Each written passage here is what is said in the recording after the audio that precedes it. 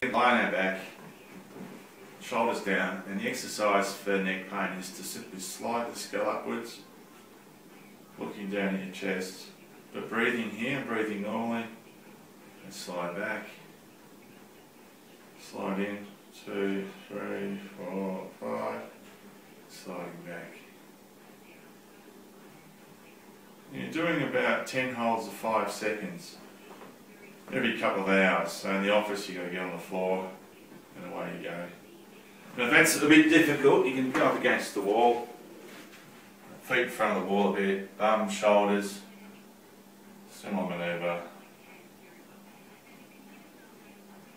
Okay.